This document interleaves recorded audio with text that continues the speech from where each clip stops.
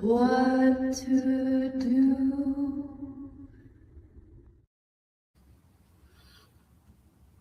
Welcome to the Isle of Roux. I'm going to start with a very gentle land acknowledgement. The Creator gifted us with this land that we are blessed to share and care for together. We acknowledge that the land we gather on Mokinstis is the ancestral territory of the Siksika Sitapi, the Siksika, the Gaina, the Bigani, and the Amskapi Bigani. We acknowledge all First Nations and Métis of Treaty 7 lands, the Tsutena, the Akabi, which includes Bearspaw, Chiniki, and Goodstoney. We commit to advancing reconciliation guided by truths, respecting treaty laws, and humbly walking alongside First Nations, Métis, and Inuit. We recognize all who live, work, play, and make art on these lands, and who now call this place home. Papa.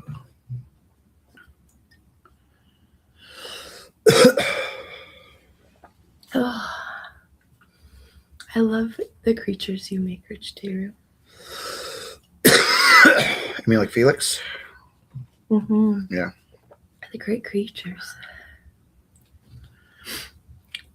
Like when in Richie the Apes movie. Did you make Rich? Yes. Did you use cardboard? Right. I forgot he was cardboard. Like, all those jokes were so local because, like, who other than us would have known that Richie was made out of cardboard? So cute. Richie the cardboard ape. It's pretty sweet. Pretty sweet life you've built for us. I was actually thinking the other day that, like, okay, so you go through stuff, you have wild dreams, and then you have little successes. And that book I was reading about dopamine, they were talking about how, like, people actually don't get their dopamine spikes, say, through gambling. They don't get the spike when they win. Yeah. They get the spike from losing. So it's you lose, and that, like, oh, I almost got it feeling is where you get the dopamine spike. And generally, it's even, like, kind of makes sense to you when you say that, because you know that when you do get what you want, it's practically always a disappointment, right? Right. So I was going through my life in my head the other day thinking about, like, excuse that cough. I have you to blame. But I was thinking about the times that I felt absolutely perfectly content with what I'd done. I cannot say I felt content with my TED Talk because I couldn't see it. Right. Right? So with my TED Talk, I gave it. I felt it. It passed. And then I had to wait such a long time to see it that there was sort of a continuity gap between my interest in what I did and what I did, right? So with Gorilla House, I always had this instant gratification that we'd have the event. I do remember the feeling of finishing the first art battle and being, like, totally blown away that it worked. I remember the first day just being mesmerized that it happened. So there is a moment in the very first art battle that strikes me as, like, wow, I feel like a success. And then there's also a moment I can't connect that to the TED Talk, because by the time the TED Talk got back to us, I felt kind of numb towards it. Yeah. But I definitely remember after we shot that Christmas film, and it was such a tight turnaround to getting the finished product into the theater. And we went to the theater, and I was completely overwhelmed. I don't think anybody spoke to me that night. They all just kind of came in. Everybody kind of kept to themselves. It felt so much like the Muppets. Yeah. You know what I mean? Yeah, 100%. And I feel like everybody was really kind of respectful of me feeling quiet and shy about it. But literally nobody came in by themselves, so everybody had somebody to talk to. Nobody talked to me. maybe a weird expression on my face. But then after the movie at the plaza, I remember we did go for drinks across the way, and I didn't have one because I wanted to like really be in the moment.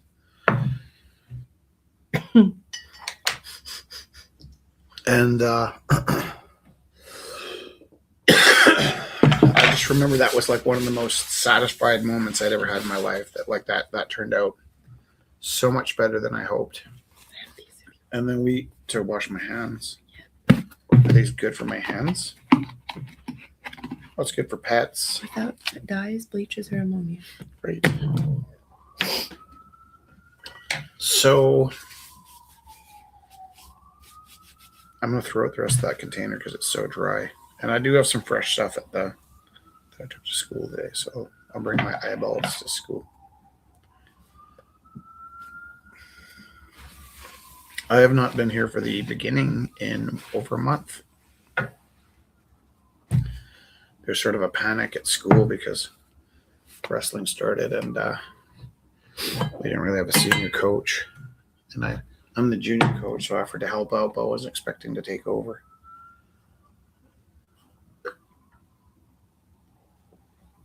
So I was running lunchtime practices. I started getting complaints about tournaments. I'm like, I'm not even coaching high school. Like, what's going on? Then I did 4 Wednesday quad meets, which meant you're by yourself for 4 weeks, and then on top of that, we went to Van Groovy. Last Wednesday. It's not groovy anymore. Van Groovy used to make a lot of sense. Now it's like, well, if you live in Vancouver, don't take this personally. But I was shocked at how miserable everybody was. I saw no happy people in Vancouver. And maybe you could say they just weren't very happy to see the truckload of Albertans show up.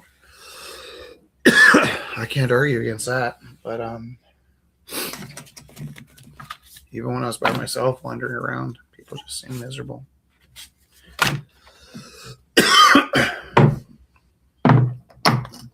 So I don't know what to do. Maybe we move to Vancouver and start cheering people up. We're going to have a very coffee, choky, gaspy broadcast tonight if you don't like those noises. They're probably not going to dissipate. What do we got there? Very few things are groovy these days. You're pretty groovy. Not in our world, right? Yeah, you're pretty groovy, Scott. I think, like I was going to say, we don't move to Vancouver because this place needs some uplifting too still. So it's like, right. You just got to do what you can in your space. Well, I spent most of my life thinking I would eventually move to Vancouver. And then I sort of realized going out and having like weeks on end to just run the seawall if I wanted. The people that lived in Vancouver were not running the seawall. They were working 2 jobs to make ends meet. And the people on the seawall were all from Alberta. Right. Or Saskatchewan. Or Los Angeles. But sure is pretty there. We toured the Vancouver Film School. And careful how I say this. I wasn't on the last Vancouver trip. Last time they went. And I remember some of my kids that weren't really necessarily even art students came back from the Vancouver trip just jonesing to go to the Vancouver Film School. So I helped them out with their portfolios. And they got in. And you kind of run into a situation later where after they graduate, they kind of come back wondering, like, well, where are all the jobs? And you're like, ooh, I thought you knew. The jobs are hard to find. And so I listened to the presentation with an open mind. And I did keep my mouth shut because I didn't want to be negative in any way. But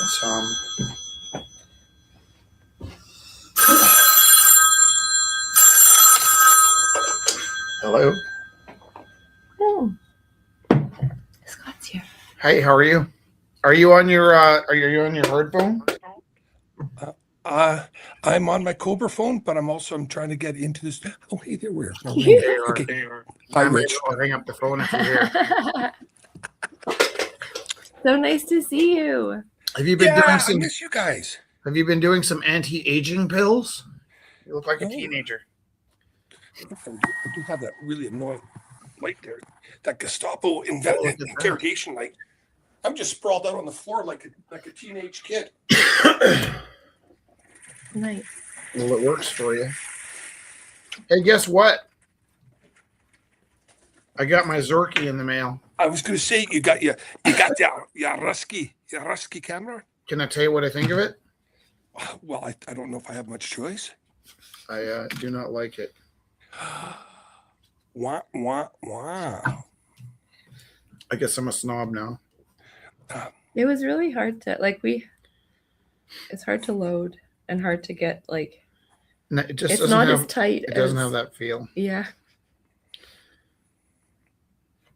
How will I carry on? That's too bad. I've ruined myself. There's still hope. He's gonna look into it a little bit more, but Well, the thing is you have set a certain standard, and it isn't that the little Rusky camera, your little Ruski camera is bad. It's very good. The problem is that your standards are substantially higher than the normal. That's fair. that's true. Because I also took my Pentax 17 to Vancouver on the trip, and I found it really irritating me. I found it irritatingly plastic. Yep. So it could be that I'm just a snob. Or you're like you said, you've shifted, your perspective shifted. Yeah. Mm-hmm. Oh, exactly. It's like, you were happy driving your 1978 Toyota Tercel, and then all of a sudden you get this really nice VW or Volkswagen Golf, with Powermatic everything, and all of a sudden it's like, ooh, this is nice. But the 78 Tercel was doing a great job. It's true. That is true. Well, I'm not bragging in any way. I'm not saying Yep. I'm so wonderful. I remember I used to feel this way about my stereo. I had kind of an old stereo, and I had this theory that so long as I never upgraded my stereo, anywhere I went would sound pretty good if I stayed used to my old stereo at home. But now I love my stereo at home. And this might even offend you because I know you love live music. But now I find when I'm listening to live music, I often can't wait to get home and hear it on vinyl. And why is that? So that's a little backwards. You also can't hear Dizzy Gillespie or Monk very easily, though. Well, because they're dead. Yeah, that's what I mean. Though. A lot of traveling I want to do is time travel. Yeah.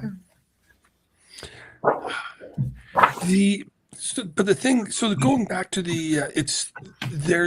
with live music, there's a certain resonance that comes from a communal experience. Yes. When you're in a crowd of people, you look to the left, you look to your right, and you think everybody is here because we all love this artist. And I can't remember who it was. I think it was my cousin was talking about went saw some big rock stars, like 60,000 people in the stadium, and he says, what the cool thing is I'm up here and I'm singing this song, and I see 60,000 of you singing the song back to me, each one of you for your own unique reason. There's 60,000 stories that are being told about this one song. Yeah, that's right. And to have that resonance in that collective experience it's fabulous. You're not wrong.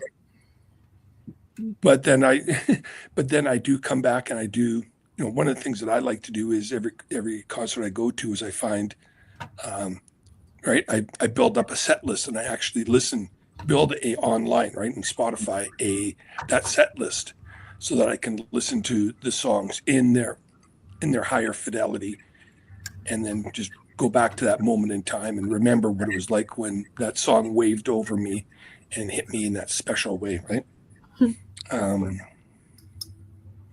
That's a And nice way. it's yeah, Sorry. and I was gonna it's say that's a and nice way to use technology. yeah. But and it's the same thing with I look around my place and the artwork from Rumble House is, I love the pieces of the art for their aesthetic of what they are, how they appeal to me, but it's also the moment in which I saw them be created, or the moment that the experience and that resonance that was in Rebel House when they were created, or when the auction was happening, right? That's the part that actually means more to me than well, maybe not more. I know But, what you mean. Jess probably knows what you mean more than I do. And by that, I recognize what you're saying is familiar. But unfortunately, I was always so busy solving problems. I only have the vaguest experience of what the best parts of Rumble House were. Meaning that, like, after the event, I'd come home and it was almost like experiencing somebody else's memories. It was almost like somebody explaining to me what happened. And I think Jess had a better sense of what was like, not what was going on in the sense of like, I had to be watching to see who was going to steal something or break something. So I was the one, I think, paying attention to what was going on, but Jess walked away with a better experience from Rumble. Not that my experience was bad, as my experience got kind of overwritten by all the other tasks I had to do that I would almost reinvent my memories for the night at the end of the night. I would kind of come home and think about, what do I want to remember?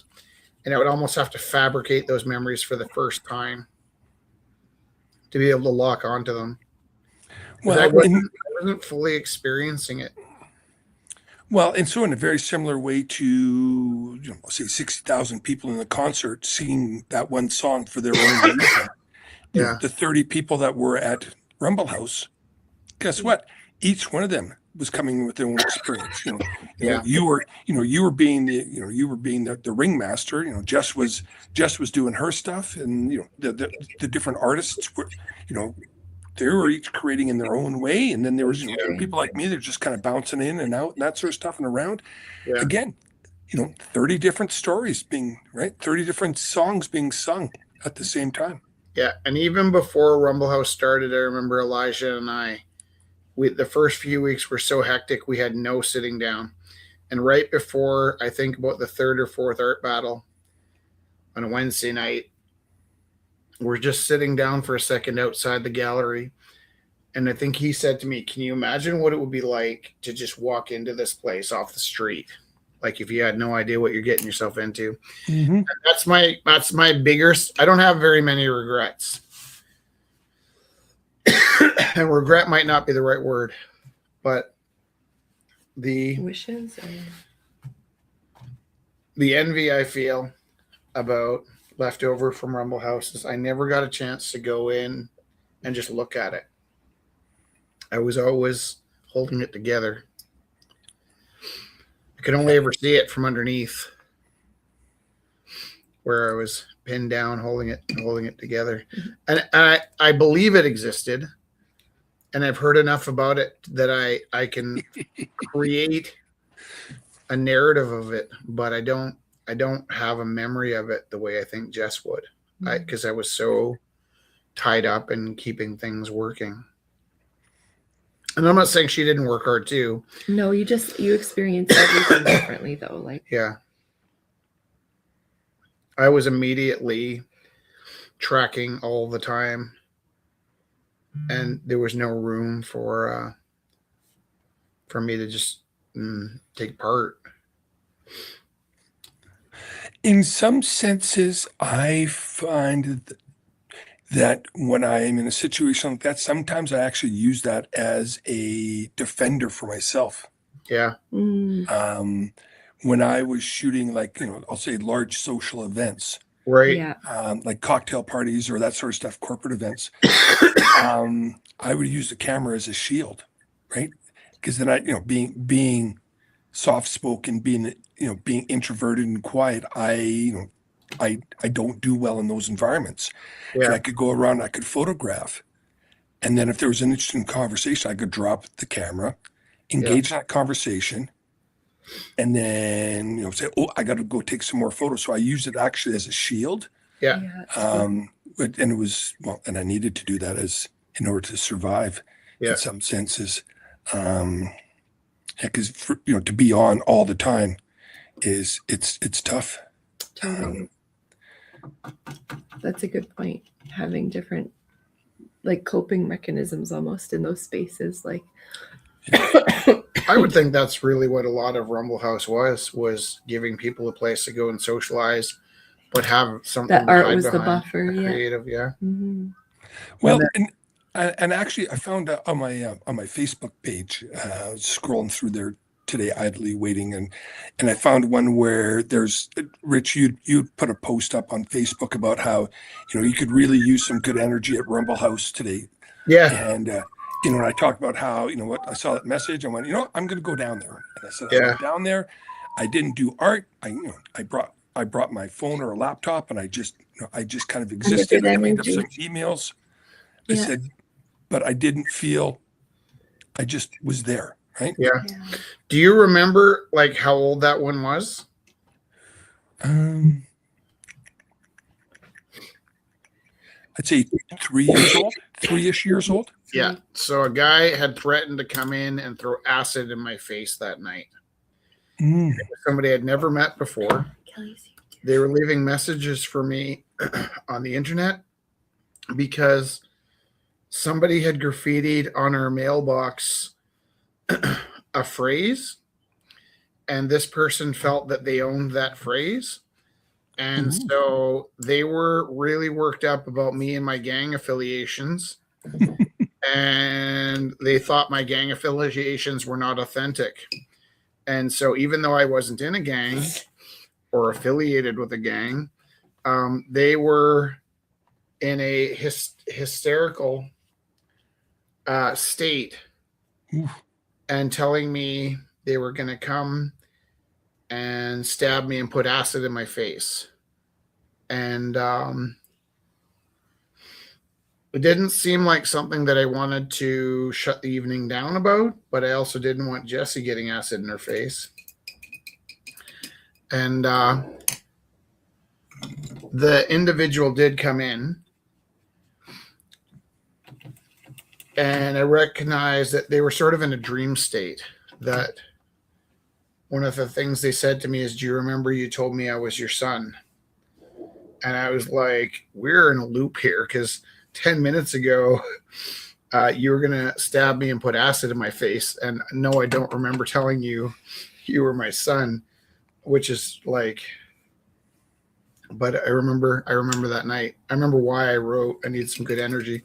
I suppose I could have wrote, we're all in danger here. Maybe don't come in tonight because there's been threats. But instead I said, come and join me, which is actually kind of selfish now that I think about it. But thank you for being there. I'm sorry if I exposed you to danger. No, you didn't. I think Danger, Will Rogers. I think life is dangerous sometimes. There's a couple of comments here, actually. So Ricardo said, listening to live music is also a reminder to us that in the end, the world's going to be okay. That's a pretty nice. Yeah. Oh, I like that. What a positive statement that is. That's really nice. And Kelly's here too. But yeah, like I feel like you have intuition, and I feel like if you actually felt that, like you would have addressed it differently. So right. like that's like this is going to be okay. Yeah. Like how did I know Shuja wasn't going to hit me with that rock? And the fact that you brought in good energy, shifted everything. And like Scott came down with good energy. You know what I mean? Like everything, you know how to handle those things. Like that's why it lasts. Like that's why we lasted as long as we did. Well, and it's that thing of, I used to tell the kids about this all the time is if you look for the bad, you'll find it. If you look for the good, you become it.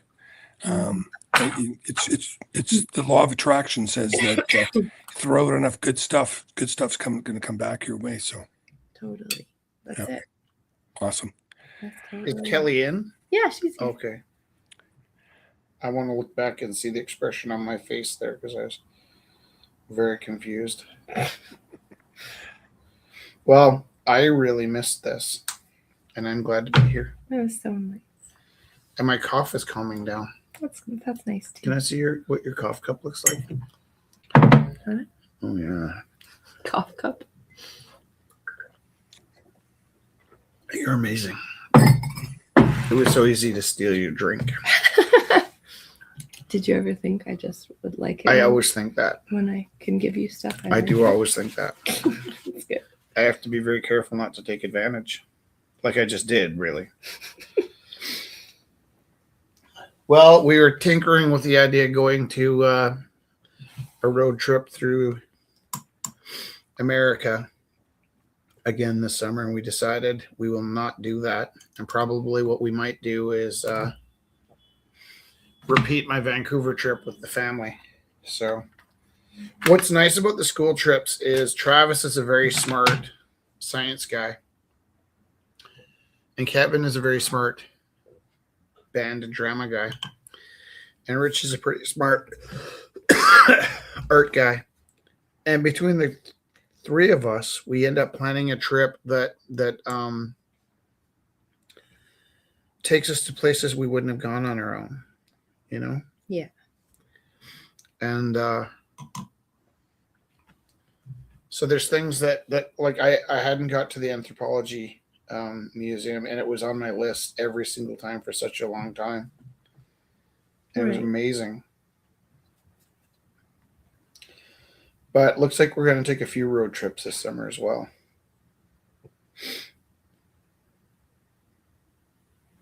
Right? Yeah. Are you taking the Isle of Roux on the road? Yes. Yeah, we even can. Yeah. Ooh. Because we'll be in Canada and the roaming charges won't be crazy. We could have taken the Isle of Roux on the road last year, but a thing happened, and the thing was we were stuck on the highway. So we expected to get to our hotel room in San Francisco in time to That's right.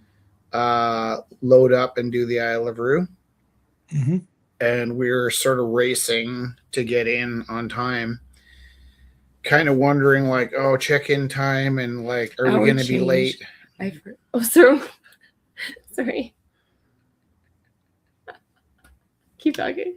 You want me to keep telling my story? Yes, please. Yeah. So then we got in and we're racing against time, and it really seemed like we might make it for several hours. I was sitting there watching the seconds tick away, but also catching up seconds and then losing seconds and then catching up seconds. And just at the moment that I decided that, yeah, I think we're going to make it, you'll never guess what happened. What happened, Rich? We realized there was an hour time change. Oh, I hate it when that happens. See, Yeah. now that won't be an issue. It ruined everything. No, yeah, it won't be an issue, right? Because there isn't even a time change going to Vancouver. Every time zone's special now. Everybody gets their own time zone. Yeah. How do you feel about that? It's going to be a mess. Okay. How do you feel about on CBC this morning? I was driving to work, and they brought in the unconventional panel, which to me, they seem pretty conventional. And they were talking about the referendum we had last time around to change the daylight savings. And they had 3 experts on to talk about it. One of the experts said he didn't really know enough to have an opinion, which I thought was a strange thing to go on the radio and say. But thanks for taking up my morning time. Well, it could have been listening to Miles Davis. The other 2 had strong opinions. However, it seemed to me that both of them had their names of what they wanted to vote for backwards. And by that, I mean the reason each presented why they wanted, one wanted to keep the time zones as is, but if anything, they would rather. Okay, Rich, you got to stop for a sec. I'm taking a look at what you're painting, and it looks like a giant Cupid doll, like a doll with a really big ponytail on the right hand side. And then it's starting to turn into, then as you started to paint, it started to turn into flamingo. But now I'm kind of seeing it as, oh, it's an elephant. Okay, all right, never mind. Oh That's God, okay. panic. There are no complaints. I love those. It's like one of those Rorschach dot things, right? I was about to turn it into a Cupid doll. Ah. And then back into an elephant. Yeah, I was really shocked because it really, really, really felt to me like, even though they brought experts on, an expert or a non-expert panel on to talk about their feelings about time change, and everybody is entitled to an opinion, I wish they'd take some time before the show to make sure that they had their words right. And then once the show started, I kind of wished that the host had done a better job of keeping track of which was what. And I feel like I struggle to understand, or not understand, but you know, the forwards and the backwards and all that is not great for my autism. But because I know I'm not good at it, I spend extra time trying to keep track of like which way the clocks are moving and what effect that has on us. Because ultimately, in a perverse way, I kind of like how dark it gets in the winter. I like the contrast of like pitch black at 5 o'clock in December and then daylight at 10 o'clock in the summer. But I also think that it's, despite what I like, it's kind of important that the kids don't get up and go to school 4 hours before sunset. And what they were proposing during the last suggestion about changing the time change was to keep daylight savings time all the time and get rid of standard time. If I'm saying that correctly, and I need to double check, just like the people on CBC should have double checked, I think that means that the kids would be going to school in the morning in pitch black, and the sun would be rising at about 10 o'clock in the morning. You'd get kids being run over on the way to school almost every day. But I tried to talk about that sensitively. My friends would say, well, survival of the fittest. But I do think that it's kind of dangerous to have kids traveling to school for 100 days a year in the dark. And I think that should be the first pick. But they keep proposing, I think, the wrong time change as well.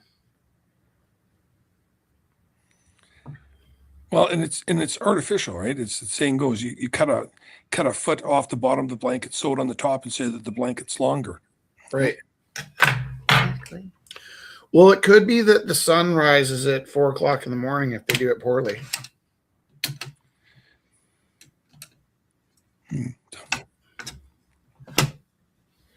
And then those hours are lost because most of us aren't up at 4 in the morning. And it's harder to sleep at 4 in the morning when the sun's up. Yeah, in today's world, a lot of us aren't up at 4.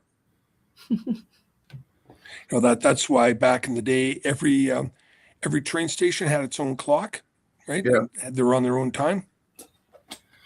So, and why the town center had a big clock so that everyone could see what time it was in Hooterville. Now, did you hear that Alberta has invested in 5 firefighting water bombers? Yeah, and we're not going to be able to, even though they're being built here, we're not going to be able to get them until sometime in the 30s. You know what I think we should do? Ooh, what's this? I think we should build 50 water fighting firefighting water bombers and become a world force in force fighting. We could fight our own fires, and then around this time of the year, we could send the troops to America to fight the California firefighters, and then we could also send them to Australia, and wherever they're needed. And then where Carney was saying that he'd like to put like so many billions into the military, be pretty fancy if some engineer was able to combine a water bomber with some sort of vehicle transport. And if our military equipment was focusing on maybe partly transit, but also our military equipment specialized in force fighting, I think we could commit to being great NATO supporters through putting out fires in war zones. So bomb force fires, not people, is what I'm hearing. Yeah. Yeah. And then I really think that like being a world force and having way more force fighting equipment than we need, which you'll never have because we need a lot of force fighting equipment. But I think being available to the world as forest rescuers would really like Up our game. And also it would be multi-useful. There you go. But unfortunately nobody listens to me. So what's that? I said unfortunately nobody listens to me. Pardon me? I don't have the king's ear. I know. I get your joke. Okay. The king's ear. Oh, let's not get started on that on the Pledge of Allegiance to the king and the crown. How do you feel about that? It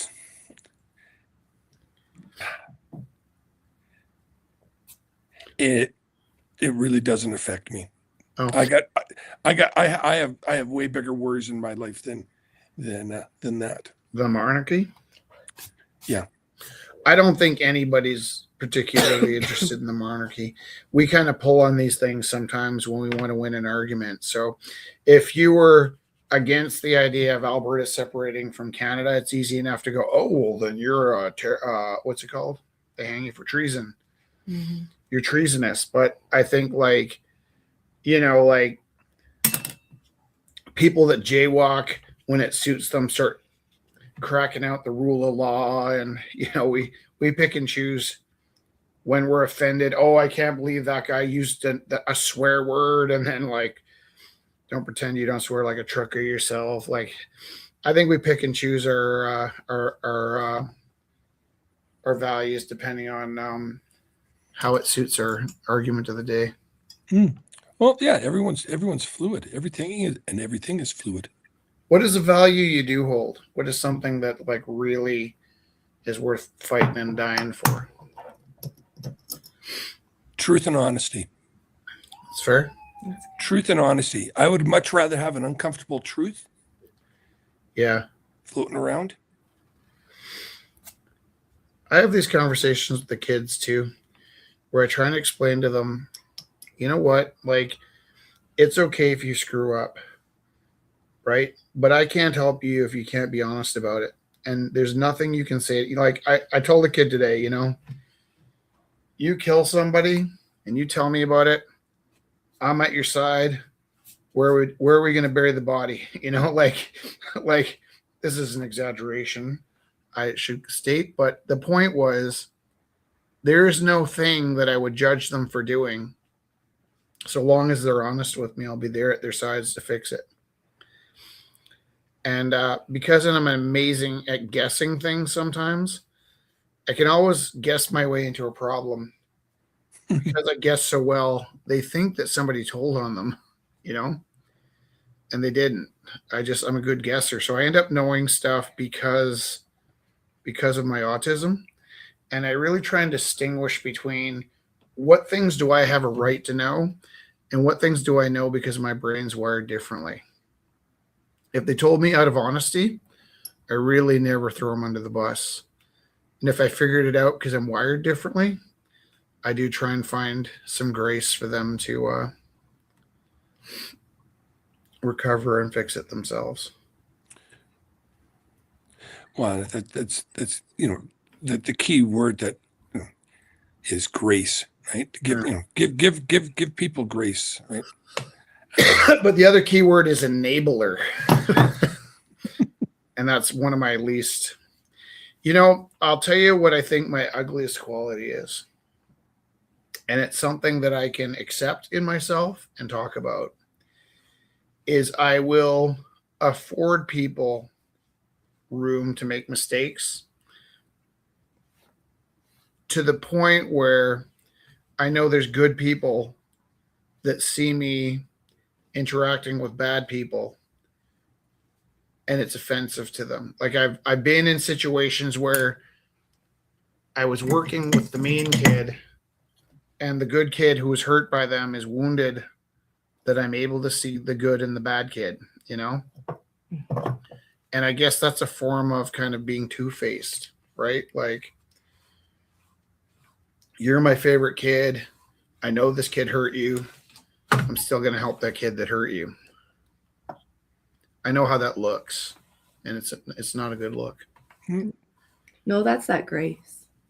And yeah, but I'm just saying. But the kid will learn that when they feels. grow up. That the kid that was hurt will. They're mostly pretty understanding. Yeah, like right, like.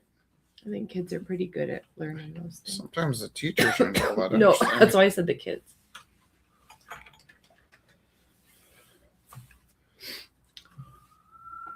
I don't hate this elephant. That is a good elephant. Yeah.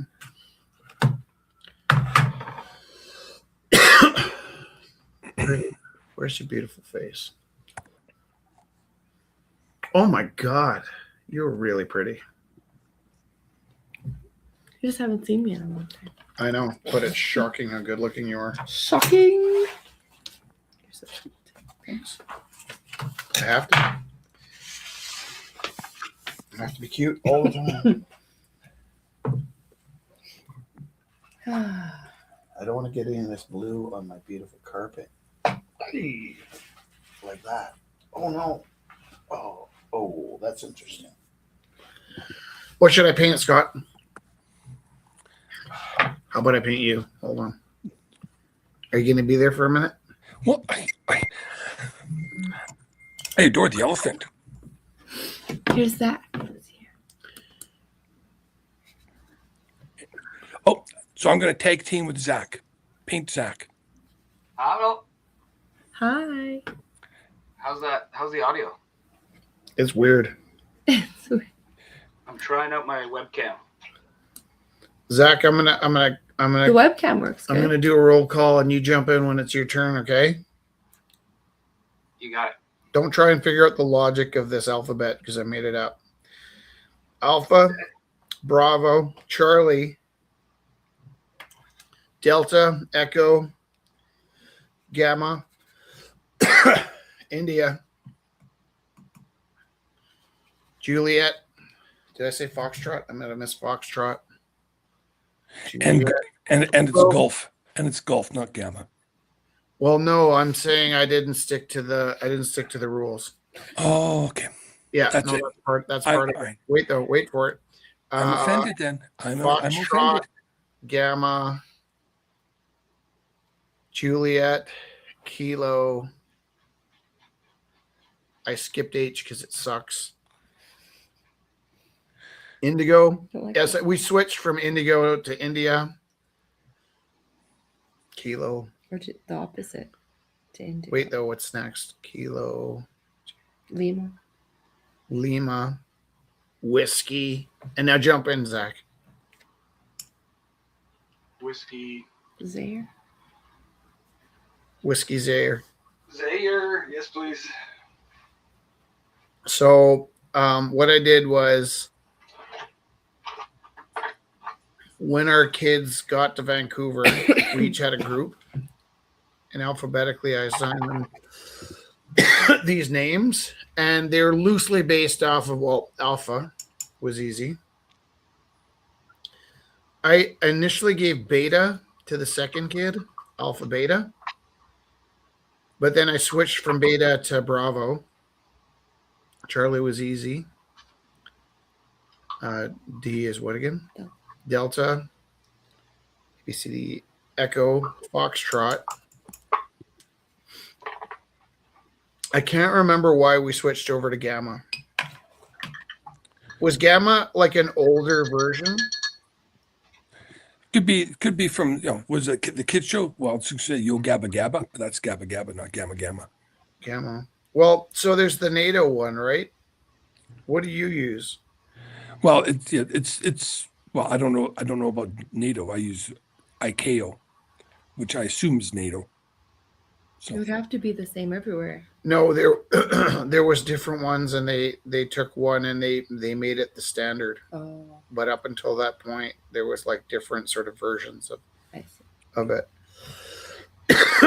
And then I kind of next time I think I'll just go with the other alphabet. Start with Alpha and end up with Omega.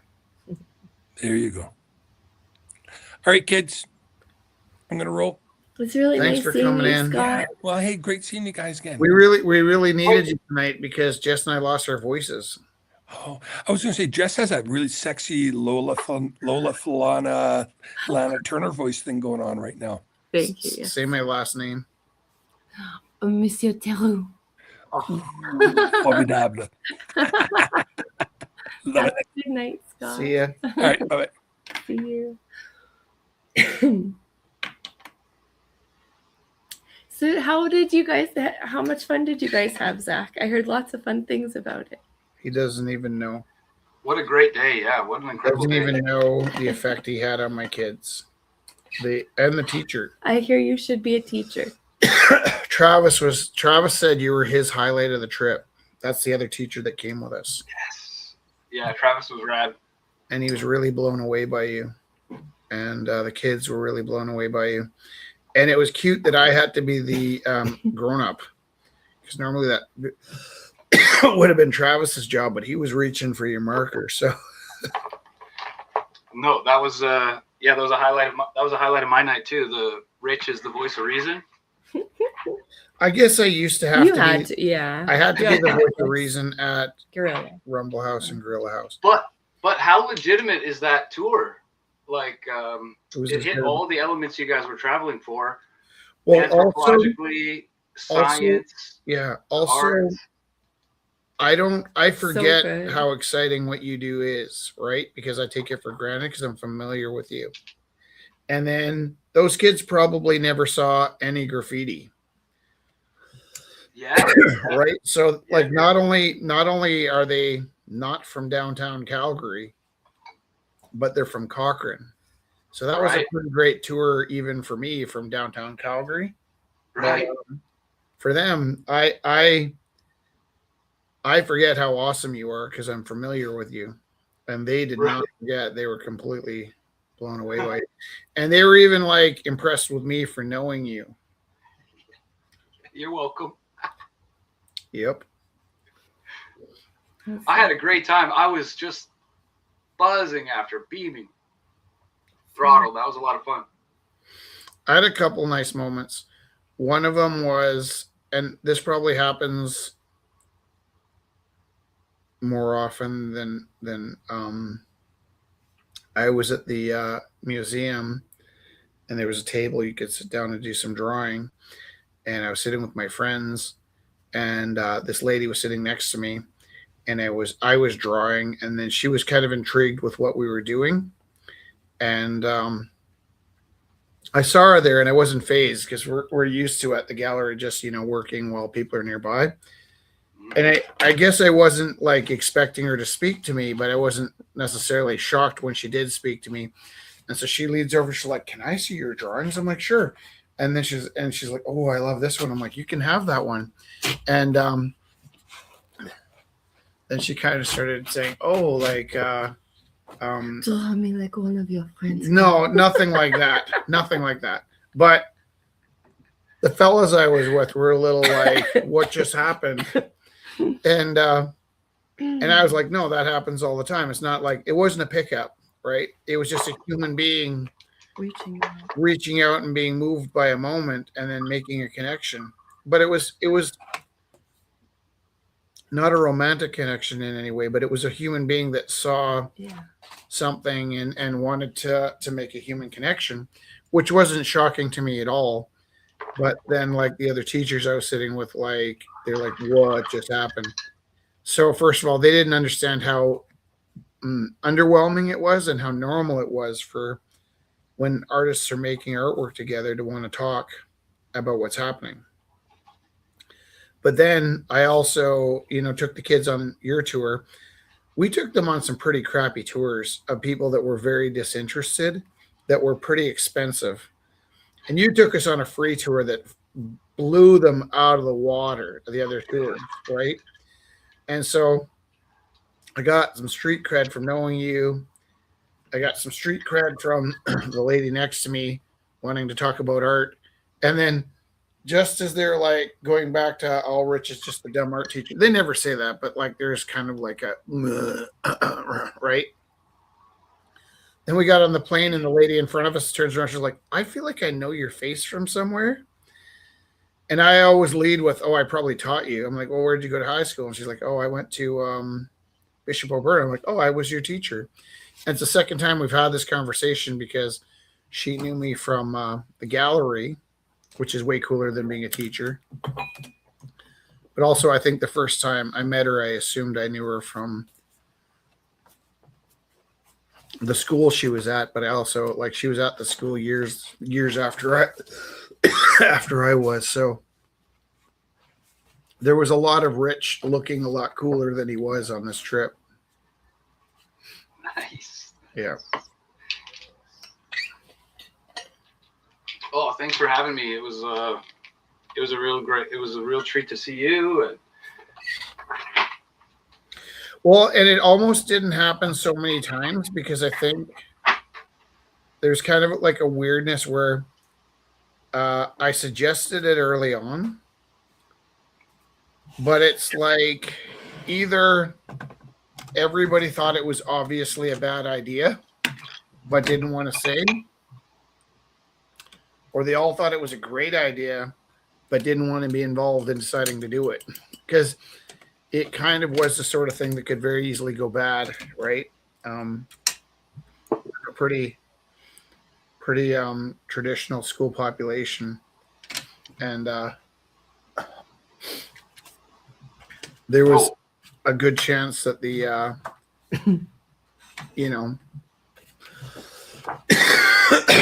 I didn't see this coming, but my friend Kevin's like, well, of course they'd be nervous about you taking them on a graffiti tour. And I'm saying, well, let's call it a street art tour and we can talk to them about when it's not graffiti and when it is. And then I get all kinds of things. Like, and it's like, that would be graffiti. It hit all three of the reasons you were out here. Like, yep. And then very easily needed to be the number of kids we were with. Yeah. Like all 47 students would have been. It would have been a nightmare. Would have been very, very difficult. But yeah, so the numbers was right. The enthusiasm was there. And did it make you feel like you might want to be a teacher? I mean, yeah, kind of, yeah. If you start at 45, you can get a full pension by only doing 20 years. Jessie started at 23. Mm-hmm. She needs to teach 32 years to get a full pension. If you teach for 32 years, you end up clucking like a chicken by the time it's time to quit.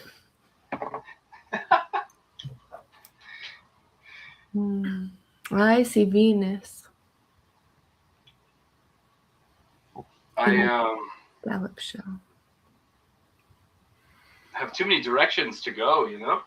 Yeah. Where is your dream? Right now? Yeah. It's in a Zeppelin. Led Zeppelin? It's in a Zeppelin, not Led Zeppelin. Cover band. I think dream. I think I'm living my dream right now. Yeah, living it. Look at this unit. I think I'm at the peak success. Oh Here's my the- God, that's beautiful. Look at this. Irritable, Rich. Is it a lantern? Trying to be. I like seeing the pictures and videos from those lantern festivals. Are you gonna send Yeah. it? Is that gonna fly? No, it's too heavy. You're like, no, man, it's not gonna fly. So I made a mini. Also, too heavy. So round 3. Did you have action figures when you were a kid? Oh yeah. What was your favorite brand of action figures? Oh, I wasn't that conscious. Well, when did I you had have a action figures. He-Man?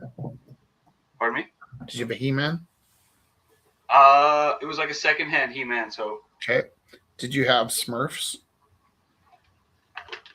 yeah. Did you have Star Wars action figures? My cousins did. They were more interested in that. Yeah. Were they older? Would you like coffee? A coffee. No, younger. Okay. So what I was gonna say was, pardon my cough. What was I gonna say? Oh yeah. Anytime I got my hands on a helium balloon, I would try and build a flying device for my action figures. Oh, cool. Yeah. Yeah. So the problem was, I just got a cramp on my leg. Must be getting old. I do have a cramp on my leg. So the problem was that the action figures were way too heavy for a helium balloon. Yeah. And so I think maybe I was like 5 when I first started doing this. I'd get a helium balloon and it would basically beat the air out of the balloon trying to get it to float, one of my action figures. And it might end up like cutting the legs off or like reducing Luke Skywalker to just the head to see if I could get it to float. And then on a different time, what I used to do is try and like if the helium balloon came with a ribbon, generally, let's say the ribbon was like 6 feet long, so you could walk down the street and your balloon would follow you 6 feet away. If I cut the ribbon down enough so that it would be able to float with a certain amount of weight on it, and then start adding like paper clips and reducing and adding and putting tape on and getting it to the point where the balloon wouldn't go up and wouldn't go down. I'd spend like 45 minutes trying to find neutral buoyancy on my balloon. And then, of course, if you open the door in your room, the air pressure changes and the balloon changes. Do you know what I'm talking about? Yeah, man. Yeah. It's high science. Hey, you know what I learned today? What? Just in time to teach it to my kids. You know those hot packets that you can put in your gloves? Yeah. How do you think they work? Don't say chemistry. Oh.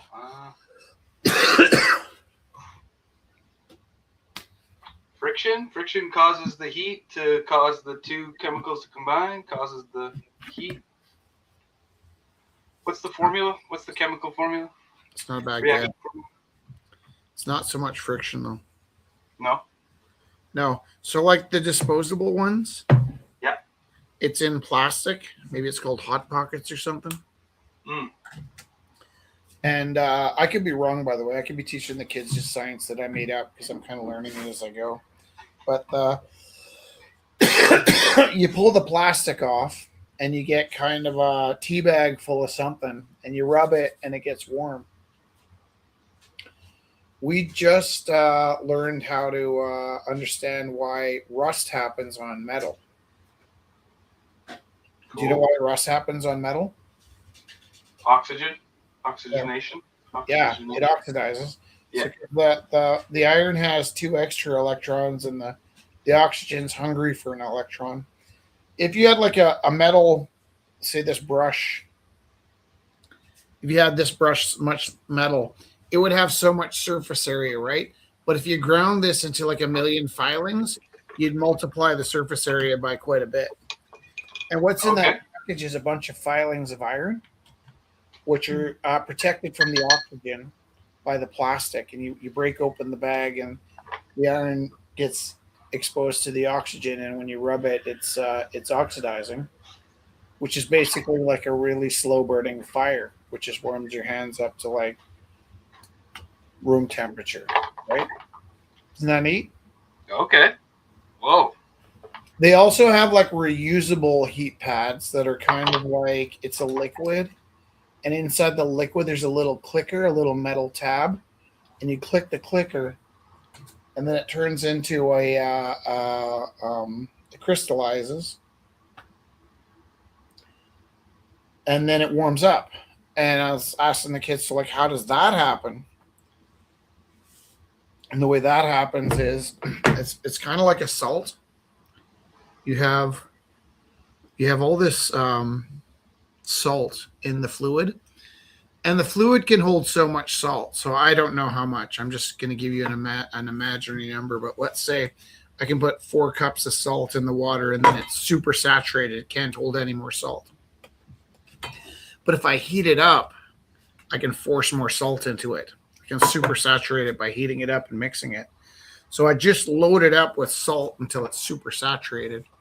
And the salt wants to harden at about 60 degrees. So at 65 degrees, the salt's perfectly happy to be a liquid. But at 60 degrees, it starts turning into a solid and crystallizing, right? So I heat the water up to like 100 degrees, and I load it up with so much salt until it can't hold any more salt. And I drop a little clicker in there, which is, you know, when you have a bottle cap and you just annoy everybody going click, click, click, click, click, click, click, click. There's a little clicker that goes in the bag along with your super saturated salt water.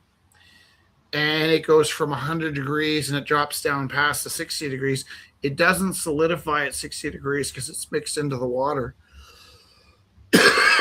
And the thing about this salt is, where's my hands? It's kind of floating in the water, and the water's keeping it from connecting. But when the bottom of the chain touches, then it just reacts and locks up like doing up a zipper, right? If you think about a zipper being like the bottom little tooth, and when the 2 bottom teeth touch together, the whole thing just snaps into place. So you got you've got the salt, and it wants to be solid at 60 degrees, but it's liquid. And then when you click the clicker, it's not chemistry, it's like a sound wave. The clicker agitates the molecules. That might not be the right word. And then they all lock together, and they zip together really quickly, and the whole bag crystallizes all at once into a solid, and then it loses all that heat that was trapped from it being over super saturated. So the heat came out of the burner on my stove I used to heat up the water. It gets stuck inside the bag, trapped in the liquid form of the salt. And when the salt crystallizes and becomes solid, it lets go of that heat and it warms up your hands. So, like, here's a funny story. Here's the first funny story of today. My the actual science teacher, because I'm an art teacher teaching like some pretty backward science. You're doing good. I go in the room, I go, I'm not going to blow anything up or anything, but the more I think about it, the more I think we could make some heat bags. And he's like, I do that all the time. And I'm like, ugh. And like, that was a Kevin move, because Kevin would go, ugh. And like, I was just making that face to celebrate. No, that's good that you do it all the time. I'm a little behind you, so go jump in a lake kind of thing. Mm-hmm.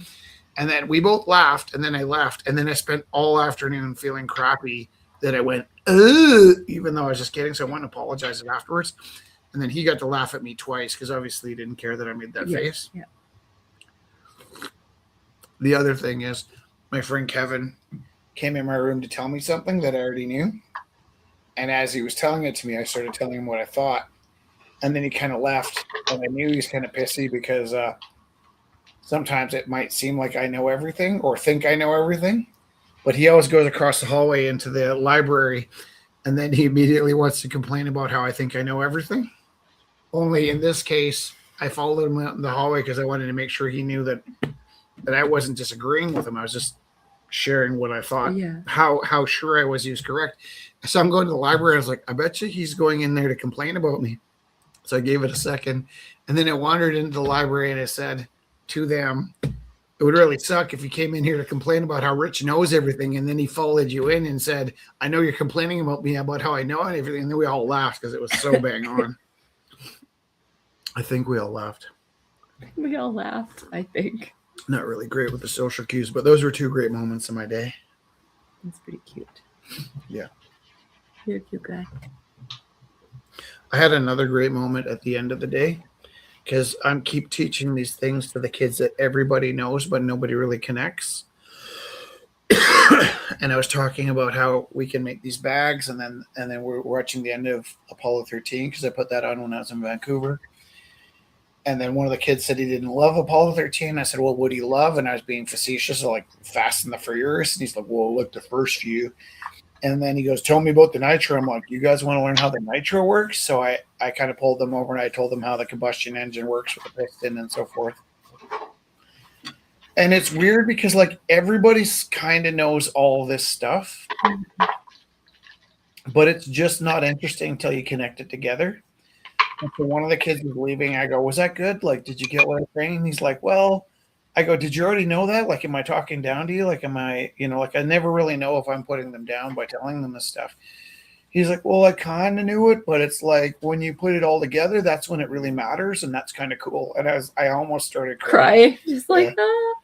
And then Dylan was leaving right after that. And I looked at Dylan and Dylan looked at me and I go, Dylan, there's like a feeling when you teach something and it gets through to everybody. And it's just unbelievable. And he goes, I know I was there, Mr. Taylor. So that was a pretty great day all around. I love Dylan. Yeah. You know, I was there, Taylor. No, my whole day was like that. Just people. I think maybe like you do have a moment where they realize they miss you when you're gone. Yeah, that's true.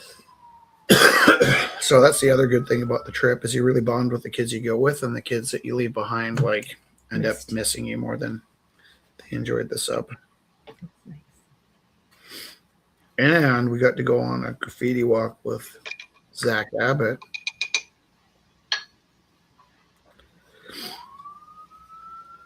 I love that walk. That walk was so good. Well, yeah. Like, because from now I'm just thinking about it from your perspective. How often do you get to meet some kids that are that green? Oh, never. No, never. And they were mesmerized. Yeah, I mean, hopefully I did the sport justice. And oh man, like there was 2 magic moments. Did I tell you what they were? Oh yeah, we heard one of them. What was it? You being the voice of reason. No, that wasn't the magic moment. That was the worst part. Oh.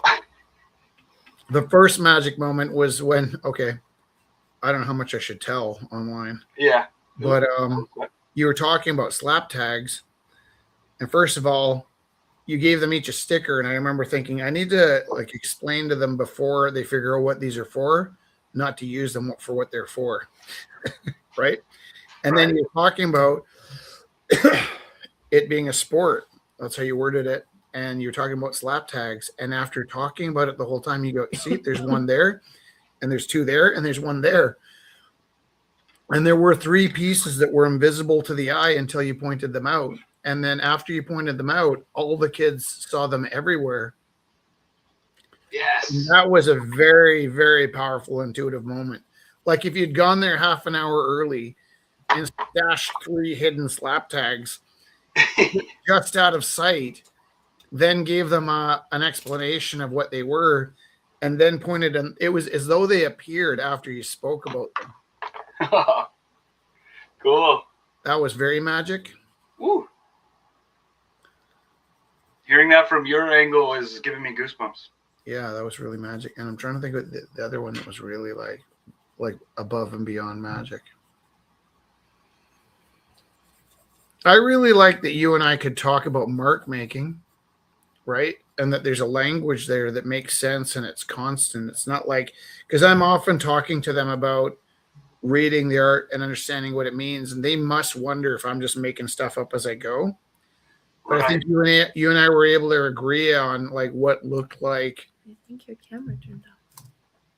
Yeah. Sloppy marks and not sloppy marks. And yeah, the deconstruction and the practice and the, you know, the tells and their fundamentals. Yeah. Yeah. I really wanted to bring up the triangle that we discussed when you kept asking me to describe why. Yeah. I don't know how it slipped my mind, but there's a triangle that you defined. Violence and the 3 reasons to participate in the sport. There's the Red Bull. The Red Bull adventure. There's the art making. And then sometimes there's the violence, right? Yeah. How I remember it was the violence, you know, message based, so political, and then an ego. Like a yeah, and it's hard to like. Those are it fits with the id, the superego, and the ego as well. Right. Mm-hmm. Right, and there's times you're doing it for the right reasons. And there's times you can get sucked into the wrong parts of it. Oh, yeah. And it's really easy with that and anything else to lose your vision and get caught up in the wrong side of it. Yeah. Yeah. What Travis really connected with was how close it was to branding. He meant branding cattle, not like art branding. Yeah. That was wild. How are the 3 connected? Yeah. Hey, I'm gonna go do a thing where I go to the washroom. Okay. We have microphones dangerously close to our washroom, so I'm gonna play some AC/DC when I go in there. Okay. Do you want me to try to get that camera going or no? It's okay. I'll fix it later. Okay. Man, that's so fun. You guys did so good. Yeah, it was amazing. Good things. I think that's the thing though that sounds really awesome. Oh, can I tell the other amazing part? Yes. Yeah. So at the end of the walk, if one of the kids had jumped up and slapped a tag onto a pole, which was like a good jump, at the end of the walk, we pointed out how really we want you to hold on to these stickers because they're supposed to be mementos and not slap tags. And turned out they were all distributed. That was a pretty awesome moment. Nice. Too late, Mr. Taylor. Message received.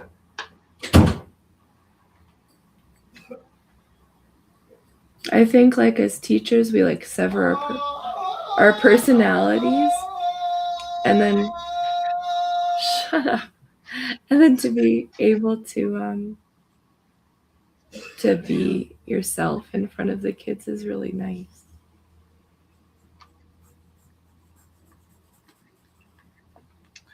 Yeah, it is like a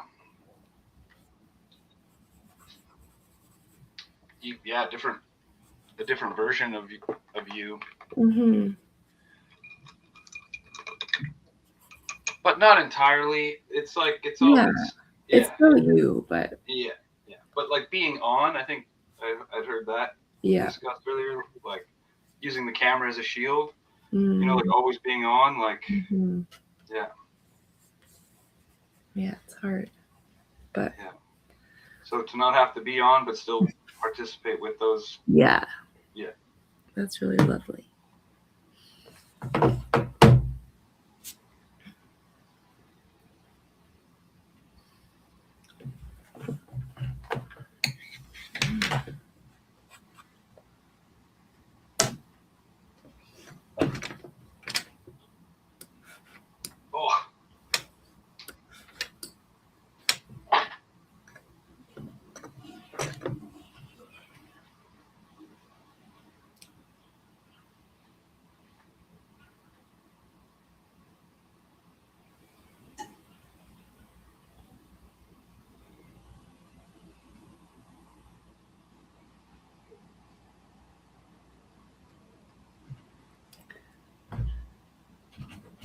It's really nice watching you make your bears, Kelly. That's really You have another funny story that I don't know if it's a live feed story, but I'm going to tell you anyways because in the vulnerability. You ready? Thanks. sure. Yes.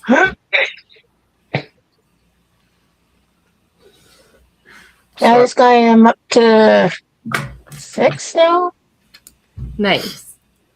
So this guy will have this in front. He'll be holding it, and there'll be lights inside. Cool. And then I'll distress it a bit. Very cool. That's why I have a whole bunch of stuff going on at the same time. So there's like project. The octopus I have done, but I have to put wires inside of it. Cool. It'll be holding something. Very cool. I just have so much on the go. That's all. It's nice to have lots of stuff because then when one thing's drying or whatever, you can jump to the next. Yeah, I can't do any resin yet until these are off my table. There you go.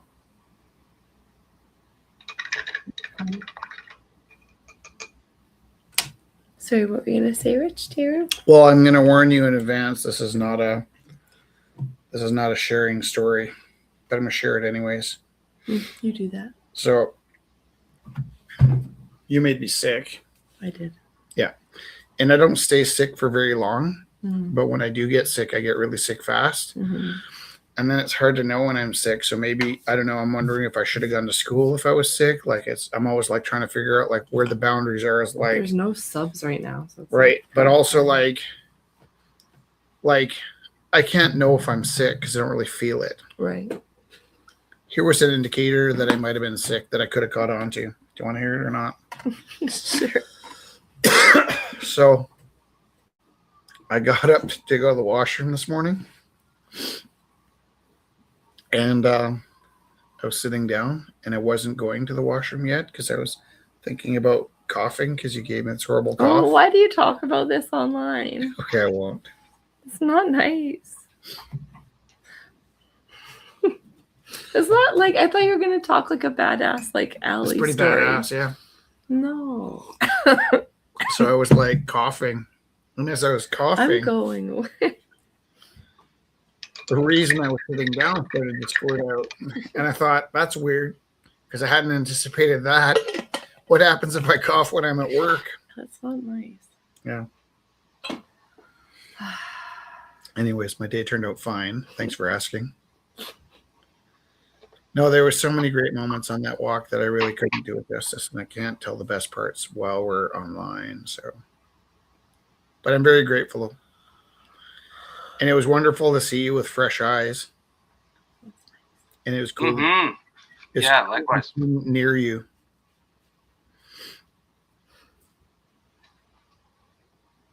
I miss you guys. Well, you know, Jesse and I are going to come back in the summer because all the stuff we did on this trip we want to do with Felix, and so we're going to come in the car in July. Yeah, do it. That was a great tour. You guys covered a lot of ground. Yeah, and well, that's the nice thing is that we've got the different interests. So I think about getting to that anthropology museum every time, but it's kind of out of my walking circle for the other things that I'm familiar with and I like to do. So I think the last like 11 times I've been to Vancouver, that's the one I put off, and it turned out to be my favorite part. How nice is that reno? I don't know because I never got to it before. Whew. What a building.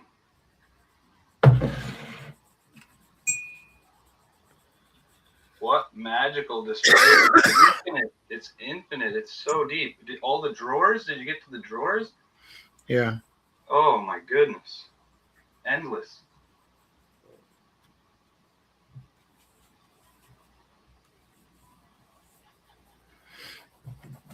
And right near there is like a little World War II tower. That's like one of my favorite spots. That's the best beach. Do you ever go to Wreck Beach?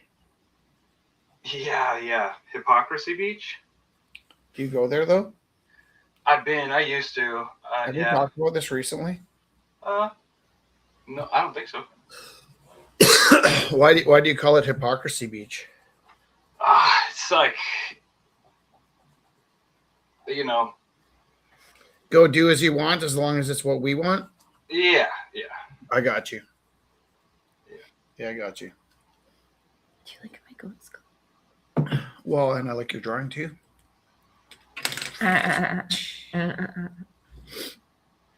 Yeah, I would not like Wreck Beach. I really don't even take my shirt off in front of my wife if I can avoid it. Well, the naked part's fun. It's the politics. Yeah. Why? What are the politics? It's like there's like, I don't want to sound like I'm like a crybaby. I'm like, Wreck Beach is awesome.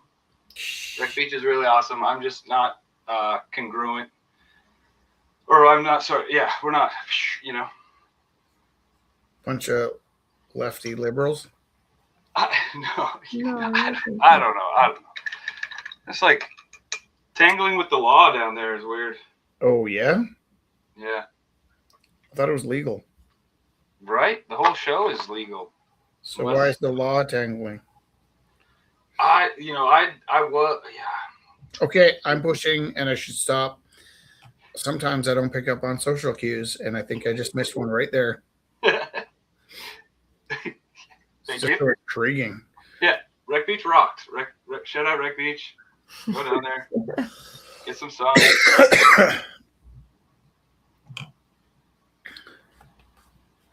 I guess what I don't like about Wreck Beach is like that idea that we're all so groovy and open-minded and free. How come you still got your pants on? Judgy. Yeah. So like if you're free, then leave me alone. Now I could also understand why maybe I shouldn't be there if I don't feel like taking my pants off. Yeah. But and I'm not shy. I'm just private. Those are different. But that's why, like, everyone does their own thing. They go there. No, and you then can't go there and do your own thing. No, but you don't go there. No, I know. But That's like, what I'm saying. I It's think like, the premise is well, you don't have to if you don't want to, but when you get there, you kind of have to. yeah, because it's creepy if you're just sitting there looking. It's actually just as creepy. I think the creepy part's what I don't like.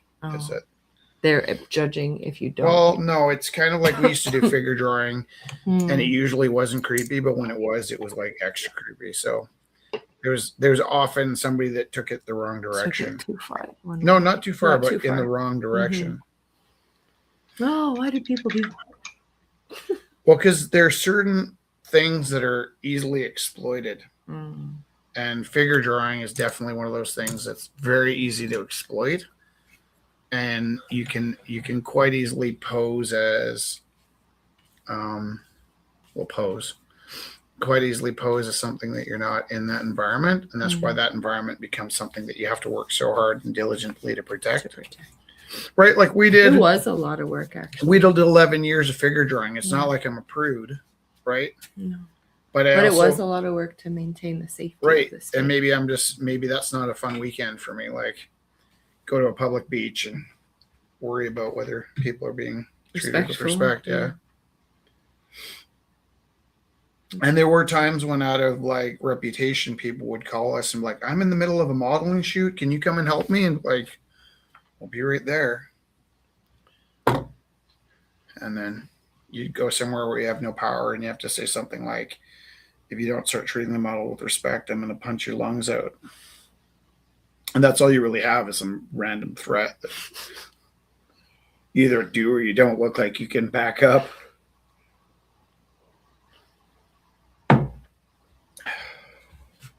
It's pretty crazy. I think the British cops that don't carry guns must get really good with their words. I like that turned into a moon that he's howling at. Yeah. Do you like our new curtains? Oh, There's gold velvet.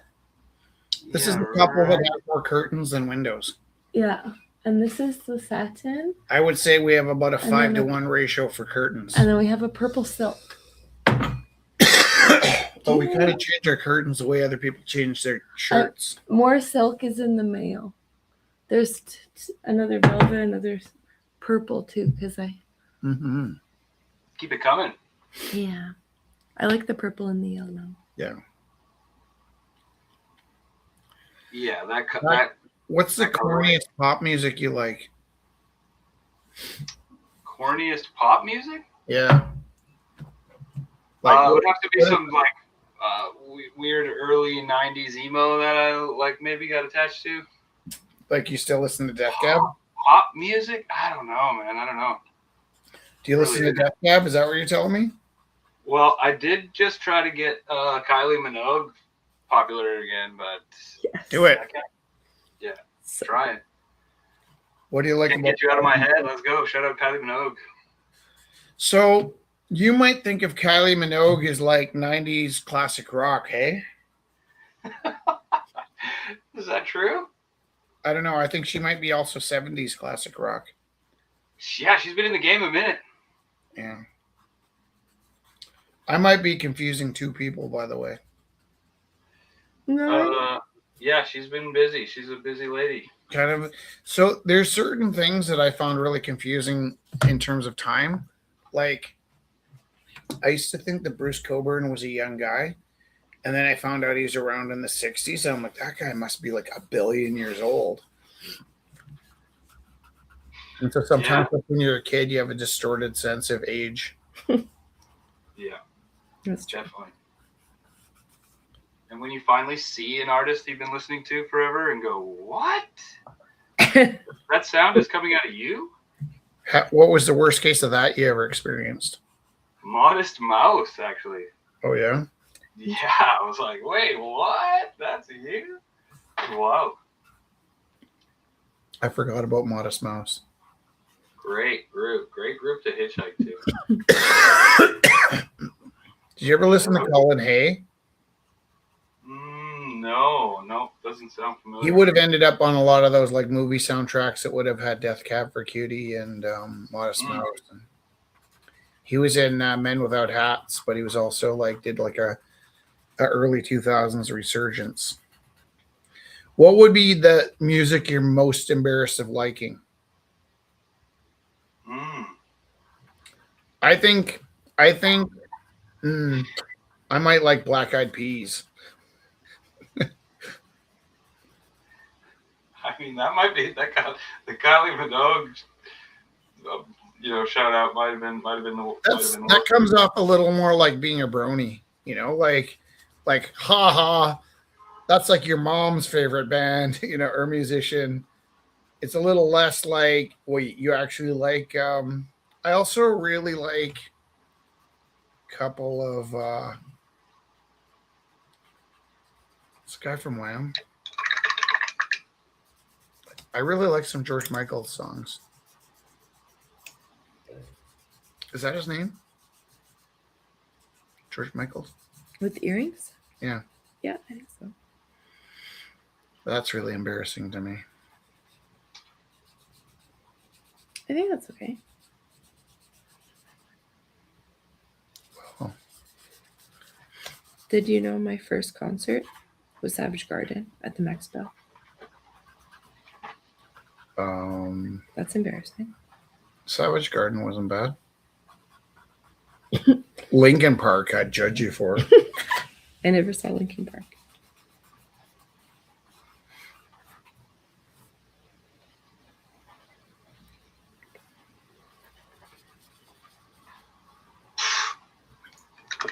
How hard is painting, huh? It's as hard as you want it to be. Oh yeah. It can be really easy if you're not worried about being good. Lately, it's been super easy for me.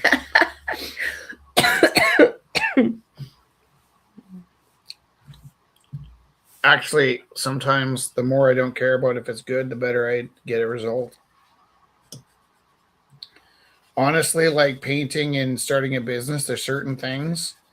If you're slightly suicidal, you really have an edge. Mm. Running. Goat. Remember when I used to feel kind of suicidal? I used to go for a run. I really go fast, try and give myself a heart attack. Failed every time. Just get stronger and stronger. Made me feel like a bigger loser. Tried to run myself to death and ended up getting in great shape. Living longer. I wish I was kidding, but I'm not.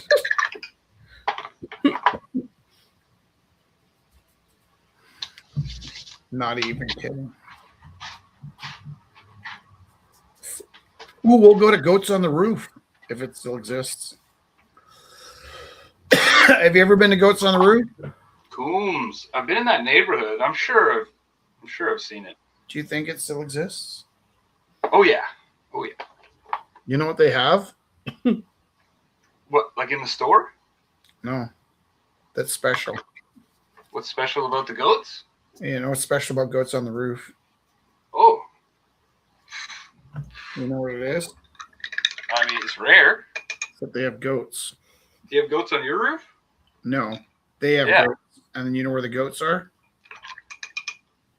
At the butcher? They're on the roof. Yeah. Coombs? Not even kidding. I don't know why you keep saying coons. What's that mean? That's where it That's is. the town. That's the town. This attraction's at. It's closed for the winter, but it opens in the spring. Where are the goats in the winter? You got to like goats not on the roof? They go inside. Goats nearby. Goats under the roof? Goats in the den. They're under the roof. In the tent. Goats in the barn. Yeah. We drive. I mean, 9 hours to get goats in the barn. Guess what? Goats in the barn in Alberta. I will say the word Alberta sounds weird to me these days. Oh my god. They have. And can I tell you something else? Yeah. On my way home from Cochrane, as I enter the city, there's this caravan of like separatists looking for signatures. And I keep wanting to just stop and ask them what they're actually thinking. But I figure it probably wouldn't be a great conversation. But this is the thing that struck me really hard yesterday. I was driving back to Calgary, and then the temperature dropped 20 degrees in an hour. And I thought, this is where I'll find out what kind of people these are. If they're out there in the cold looking for signatures, I'll go sign. They were not. They weren't there. Oh, it's on the island. On the roof. That's so nice. Yeah, we have to go there. Yeah. Qualica.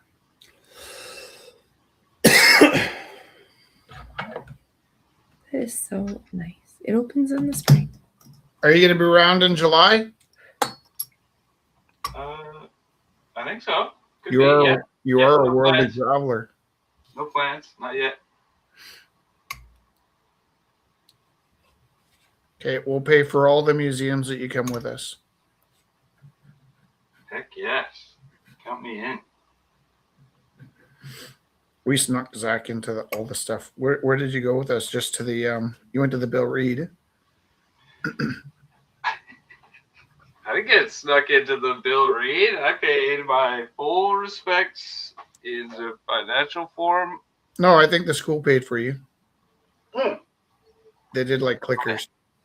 Yeah, nice. Thank you. Thank you, school. Thank you, Cochrane School. And at first, says it didn't look presumptuous. I offered to pay for your dinner, but they were so impressed with your tour that they even covered your dinner. Yes, thank you. That was. Were you on the ghost tour? I can't remember. No, he was here with us on the ghost. Oh tour. man, the ghost tour sucked. I was really struck with like how, okay, let's say you believe in ghosts really hard, and then you get a job doing ghost tours. That would be a bad job, right? Because if you really thought what you're saying was true, you'd want to have more respect for the ghosts that can hear you, right? You wouldn't keep taunting them. So I think the only way you could do that job is if you knew, or if you believed it wasn't true. But then what happens is you're telling these stories every day. And because you're telling these stories every day, you end up like brainwashing yourself to think they're true. So the cognitive dissonance of listening to these people and I listened to both tours, and we actually passed another tour. I think the other tour, the guy had a layer of self-protection because he was doing a fake Scottish accent. And I think if you're giving a fake Scottish accent while you're giving the ghost tour, it might help you remember that none of it is real. But the lady that gave us our ghost tour, she seemed like to like zone in and out of her own brainwashing. And it's not that I don't believe in ghosts. I don't believe that people that believe in ghosts give ghost tours. Yeah, no. 20 years ago, I was walking down the street in Vancouver. Oh, we never put this camera back on. That's me. That's on me.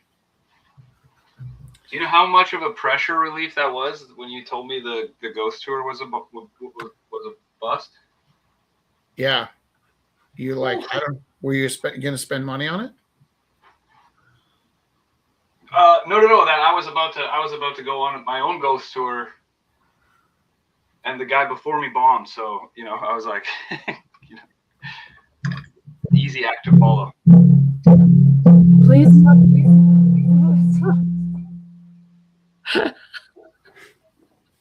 You act like you've never made that mistake. I make the mistake all the time. I was just like,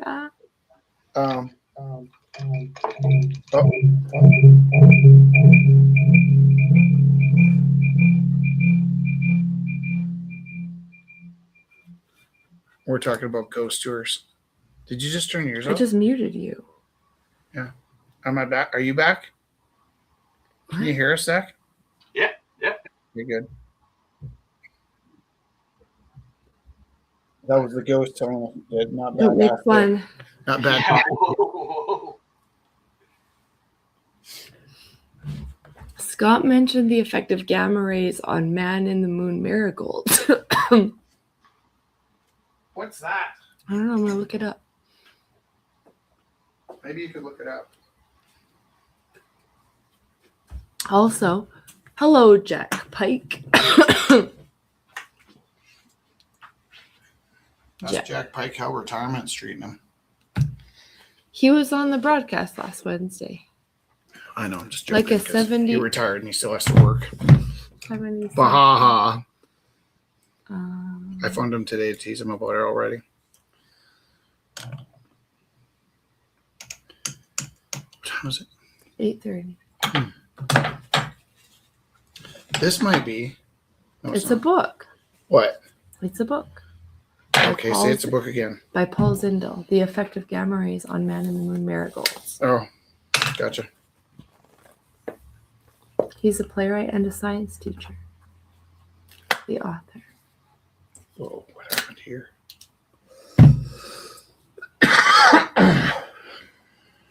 That was a good chunk of plastic.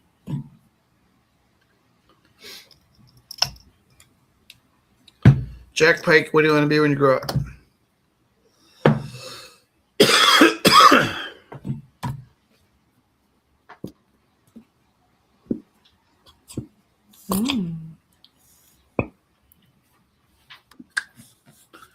Cool, Scott. I'm gonna get it.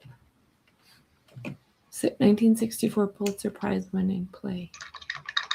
What's it about? The Man in the Moon marigolds represent the children who bloom despite being exposed to harsh, toxic, chaotic environments.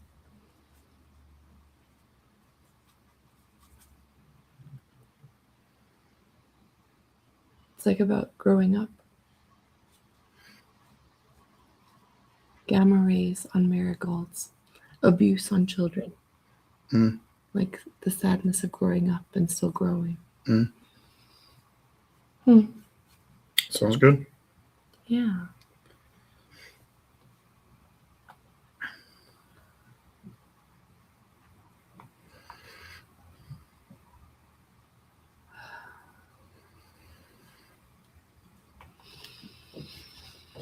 Oh my God. What? What is it? What? I want to watch that movie. Just breathing. That was the scary movie with the witch and Black Phillip. Oh, which? Yeah, what was it called? Which? The one about the witch and Black Phillip. Which one? The one about which? The witch? Hmm. The witch? Vavitch. Mm-hmm. Jack Pike says he's taller. Who's taller? Maybe he got taller. Oh, because he's been sleeping in. Mm-hmm. I can always tell after a break who's had sleep. So, like Easter break, Mm-hmm. I know who's been sleeping because they come back taller. And I went through my gym class one year, and I went through them all. I said, "You slept in?" They're like, "Yeah." Like, "You slept in?" They're like, "Yeah." And when I got to the end, they're like, "How did you know?" I was like, "Well, because you're the same size you were last week, and you were 2 inches taller, and that's how I know, because you grow in your sleep." And they were pretty impressed. And it is hard to impress teenagers.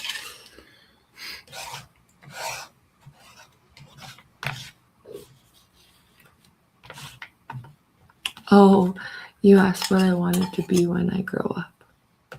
What is it? Taller. That was the answer to that. Here's something. It has to do with stature. Galen is quite short, but I'm always shocked how short he is because he's such a giant man. Aww. Physically, he's a little bit short, but like as a person, he's a man and a half. And actually, I wanted to know if is Jack Pike with us? Yeah. I wanted to know if Jack Pike will say saw that movie we watched with Robert Redford. Yeah. And you remember he was so obnoxious, like, "Hey, I'll let you buy me lunch." Yeah. And I was just like mortified at like how self-involved and obnoxious his character was. But then like his sidekick character turned out to be the cool guy. And I wondered if Galen saw that when he was young and recognized the coolness of being not the attention hog. Because I'm often shocked by Galen's humility. That's really sweet. I'm also shocked that he is my friend. Because I know I can be a lot to put up with.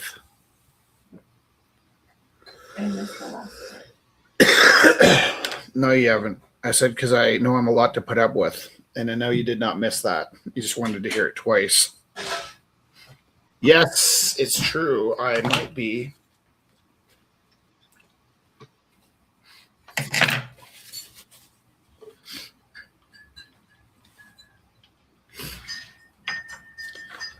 Can I tell you that the green paint is breaking down, but it's breaking down in a way that smells like bourbon.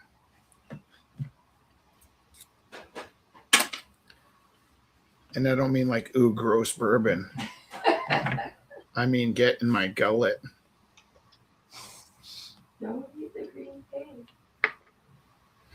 Don't drink the Kool-Aid.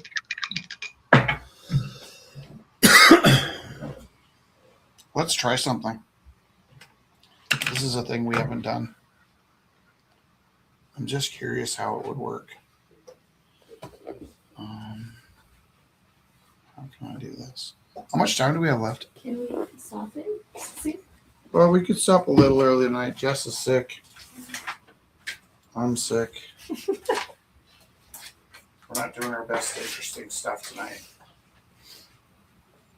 I think I told the poop story. Wasn't my best moment. You want to turn some of these lights out? I just want to try something. That's green. Is that blue enough? No.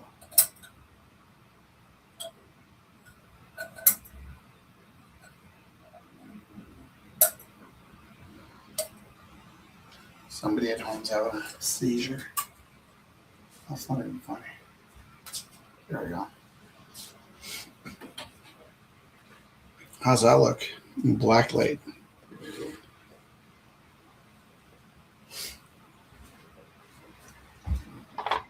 Whoa.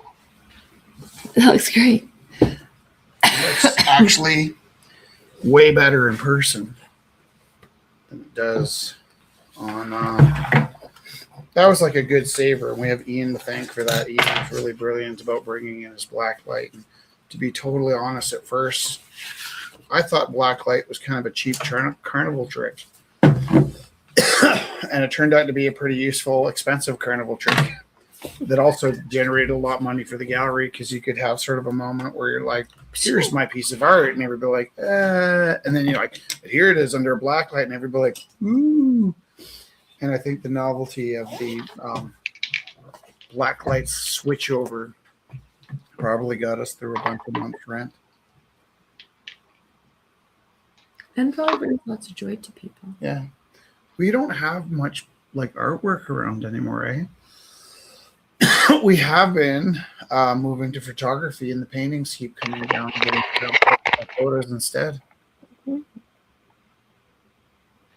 Zach, are you showing us stuff? Who's this? Is that Kelly? I don't know. This webcam isn't the way. Is that your new webcam? Yeah. What's it called? Well, I finally got it together. It's not new, really. I got it in Japan. Can't tell you what make it is. I would say. This is terrible. This is terrible. This is the birth of Venus. This is awful. I need to quit. Oh my god. I knew it was Venus right away. You know what? Can I just say something? Yeah. You need. All right. Don't be offended if I give you advice, but you need to take a break from it. Oh, from Venus here? Yeah, and come back to it, and just look at the deep spots. So they'll be like, the deep spots are like in the armpits, and in the crotch. Oh yeah. And in the chin. Yeah. And just zone out and let your eyes. You have the really nice deep spots on the shell, and everything else in that painting is there. You just need to let the deep spots, the shadows and the deep spots just dig in. Just come back in with like a deep indigo and just bash in those corners. Oh yeah. Okay. Cool. Okay. Very cool. So yeah, it's not a total restart. No. Why are we purple? That makes no sense. Galen started saying purple rain. That's crazy though, because we're not purple, we're blue. That is weird. Why is it coming up purple? Maybe something's dying in the lens. I don't know. Color check. You look good in purple. It could be a good alien. As if you're not an alien. I spent the first 8 years with you sure that you were a fembot, and at some point the machine gun jubblies were going to pop out and shoot everybody. Which, he says. Yeah, that's why I look so good in purple.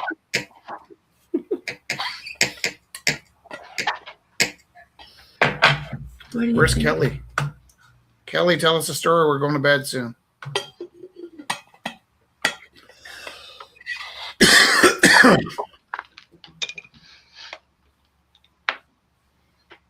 What? What? She had to turn her speaker. I don't have any stories. I'm just saying we're going to get a good night now. Oh, okay. Night. Good night. Good night. Do you want Jessie to sing a song? No, that's not even nice. Oh, yeah. She's sick. She can't sing a song. Thanks, Kelly. Tra-la-la-la-la-la, tra-la-la-la-la-la, tra-la-la-la-la-la-la. Sing a song. Good night, everybody. We love you. So much. Have a Good good night. night. Love you. Bye. Bye.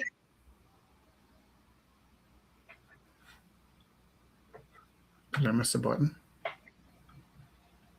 There you go.